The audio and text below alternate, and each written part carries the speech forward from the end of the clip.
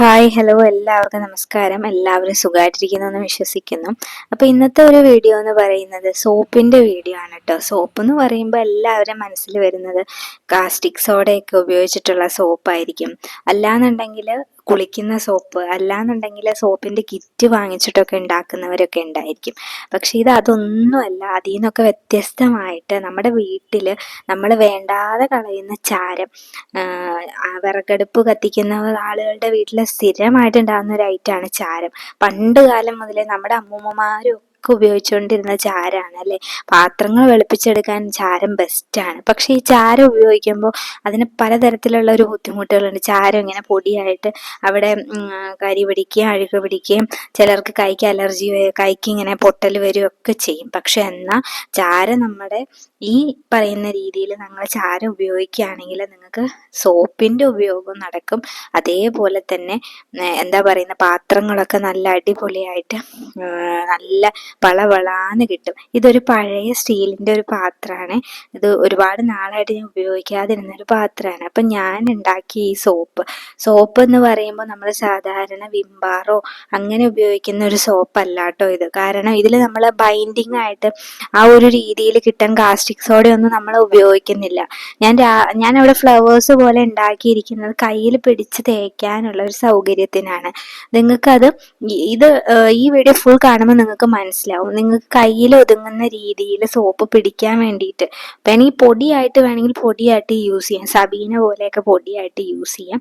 അല്ലാന്നുണ്ടെങ്കിൽ ചെറിയ ചെറിയ ക്യൂബ്സ് ആയിട്ടോ കട്ടയായിട്ടോ ഒക്കെ നമ്മൾ ഉണ്ടാക്കി വെക്കുകയാണെന്നുണ്ടെങ്കിൽ നമുക്ക് കയ്യിൽ പിടിച്ചിട്ട് മെയിനായിട്ട് ഈ സോപ്പിൻ്റെ ഉപയോഗം എന്ന് പറയുന്നത് കരി പിടിച്ച പാത്രങ്ങൾ, അലൂമിനിയം പാത്രങ്ങൾ, അതുപോലെ അഴുക്ക് പിടിച്ച പാത്രങ്ങളൊക്കെ കഴുകുക എന്നുള്ളത് തന്നെയാണ് നമുക്ക് ഇതിൻ്റെ മെയിൻ ഉപയോഗം എന്ന് പറയുന്നത്. അതുപോലെ തന്നെ നല്ല റിസൾട്ട് കിട്ടും നിങ്ങളിത് യൂസ് ചെയ്ത് കഴിയുകയാണെങ്കിൽ. ഇത് പാത്രം കഴുകാൻ വേണ്ടി മാത്രമല്ല, നമുക്ക് സിങ്ക് ഉണ്ടല്ലോ, നമ്മൾ സിങ്ക് കഴുകാനും ഒക്കെ നമുക്കിത് ഉപയോഗിക്കാം. സ്റ്റീലിൻ്റെ സിങ്ക് കഴുകാനൊക്കെ ഉപയോഗിക്കാം. അപ്പം ഞാനിതിൽ പാത്രം കഴുകി ഞാൻ സ്റ്റീലിൻ്റെ സിങ്കും ഇതിൽ കഴുകിയിട്ടുണ്ട്.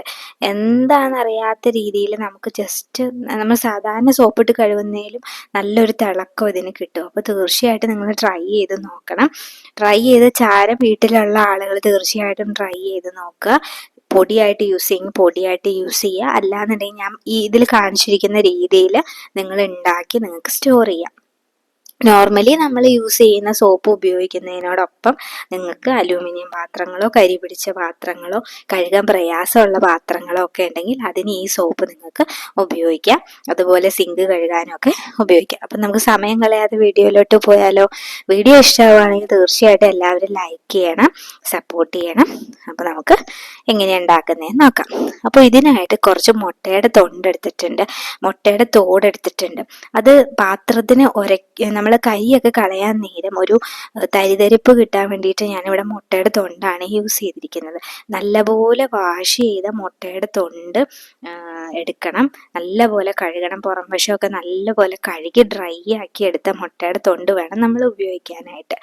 അങ്ങനെ എടുത്താൽ മാത്രമേ നമുക്ക് പാത്രം കഴുകാനൊക്കെ അത് യൂസ് ചെയ്യാൻ പറ്റുള്ളൂ. അത് ഞാനൊരു ജാറിലിട്ട് പൊടിച്ചെടുത്തിട്ടുണ്ട്.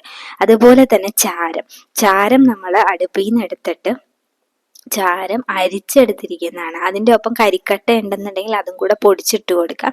അങ്ങനെ അരിച്ചെടുത്തത്. പിന്നെ അതിൻ്റെ കൂടെ കുറച്ച് ഉപ്പ്, പിന്നെ അത് കൂടാതെ ഒരു കപ്പിൻ്റെ അടുത്ത് ബേക്കിംഗ് സോഡയാണ്.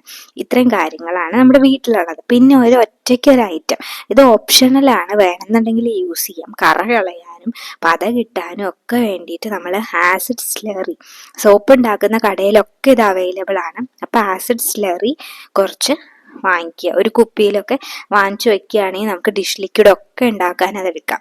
ഇതെല്ലാം കൂടെ നമ്മളിപ്പോൾ ഈ പറഞ്ഞ എല്ലാ ഐറ്റംസും കൂടെ മിക്സ് ചെയ്തെടുക്കുക. അപ്പോൾ മിക്സ് ചെയ്തെടുത്തിട്ട് നമ്മൾ ആസിഡ് സ്ലറി ഒഴിച്ച്, ഇതിപ്പോൾ ഇങ്ങനെ നിങ്ങൾക്ക് ആസിഡ് സ്ലറി ഇല്ല എന്നുണ്ടെങ്കിൽ ഇത് ഇങ്ങനെ മിക്സ് ചെയ്തിട്ട് അങ്ങനെ തന്നെ ഉപയോഗിക്കാം കേട്ടോ. ഒറ്റ കാര്യമുള്ളൂ, ഈ ആസിഡ് സ്ലറിയുടെ പ്രത്യേകത എന്ന് പറയുന്നത് ചെറിയ രീതിയിലുള്ള പത നല്ലപോലെ ഇങ്ങനെ കിട്ടും. അപ്പം നമ്മൾ എണ്ണമയം ഒക്കെ പോവാനും പിന്നെ കറ കളയാനും ഒക്കെ ഇത് ഹെൽപ്പ് ചെയ്യും. അപ്പോൾ അങ്ങനെയാണ് നമ്മളിപ്പോൾ ചെയ്യാൻ പോകുന്നത്. അപ്പോൾ ഞാൻ ഇതിലോട്ട് ആസിഡ് സ്ലറി ഒഴിക്കാൻ പോവാണ്. ഇത് ആസിഡ് എന്ന് പറയുമ്പോൾ തന്നെ അറിയാലോ, കൈ വെച്ചിട്ട് ഇളക്കരുത്.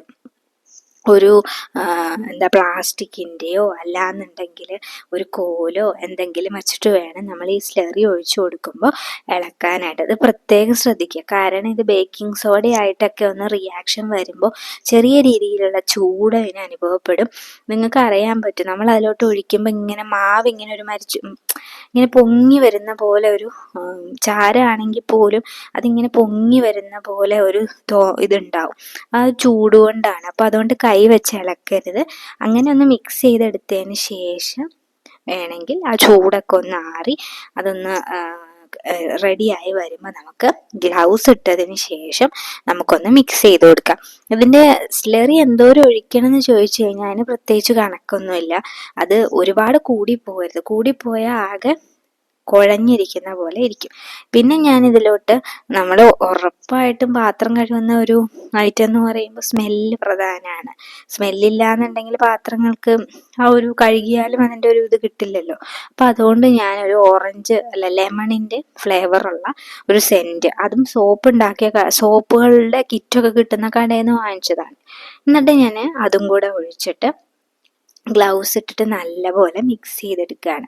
ഇതിങ്ങനെ ഒരു പുട്ടിൻ്റെയൊക്കെ പൊടിയൊക്കെ കുഴയ്ക്കുമ്പോൾ എങ്ങനെ ഇരിക്കും, അതിന് നമ്മൾ വെള്ളം ഒഴിച്ച് മിക്സ് ചെയ്യുമെങ്കിൽ ഇതിന് നമ്മൾ സ്ലറി ഒഴിച്ചിട്ടാണ് മിക്സ് ചെയ്യുന്നത്. ആ ഒരു പ്രത്യേകതയേ ഉള്ളൂ കേട്ടോ.